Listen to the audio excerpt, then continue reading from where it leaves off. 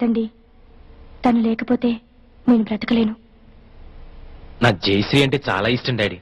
నువ్వు మమ్మీ ఒప్పుకుంటే తనని పెళ్లి చేసుకుంటాను. నీ క్యాస్ట్ ఏంటమ్మా? నువ్వు నోరు ముయ్యరా. సారీ బావా, నీ క్యాస్ట్ ఫీలింగ్ ఎక్కువ కదా, అందుకని అడిగాను. ఏ కులమైనా నాకు ఈ పెళ్లి ఇష్టం లేదు. మమ్మీ, నా కొడుకు డాక్టర్ అయితే కోడలు కూడా డాక్టర్ అవ్వాలని కోరుకున్నాను బాబు. అది కరెక్ట్ కాదులే అక్క. నువ్వు ఆడదానివి కాబట్టి నీ పెళ్లి మరో ఆడదాంతో జరిపించాడా మన డాడీ?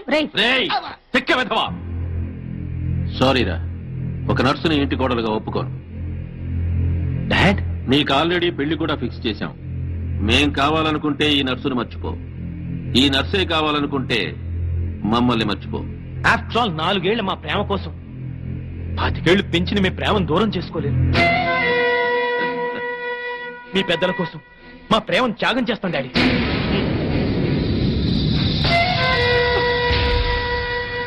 ఎస్ జయ, మనం ప్రేమించే మనసే కాదు, త్యాగం చేసే గుండె కూడా ఉందని రుజువు చేద్దాం. అన్నీలా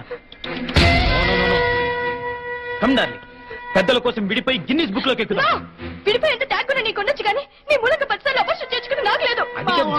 కడుపు కాక కర్ర వస్తుందమ్మా. అంకుల్, మేము విడిపోతున్నాం కదా అని చెప్పేసి మా ప్రేమను చీప్ గా చూడకండి. ఎట్టి పరిస్థితుల్లోనూ మనం విడిపో.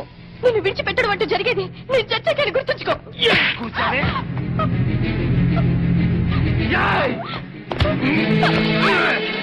నన్ను బెదిరిస్తావా? నన్ను బ్లాక్ మెయిల్ చేస్తావే? నిన్ను ఎలా కాదే? బ్లాక్ మెయిల్ చేస్తావా? బెదిరిస్తావా నన్ను?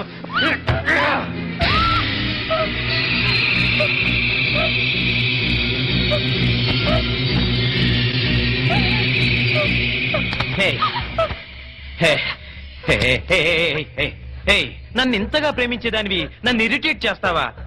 అర్థం చేసుకోవాలి. ఐ సీరియస్లీ లవ్ యూ రా. ఆడది పబ్లిక్ గా 2 మొగుళ్ళు మెయింటైన్ చేయడం చాలా కష్టం గాని మగాడు 2 పెళ్ళాలను మెయింటైన్ చేయడం చాలా ఈజీ అని నీకు తెలీదా? పిచ్చిదనా, లే లే.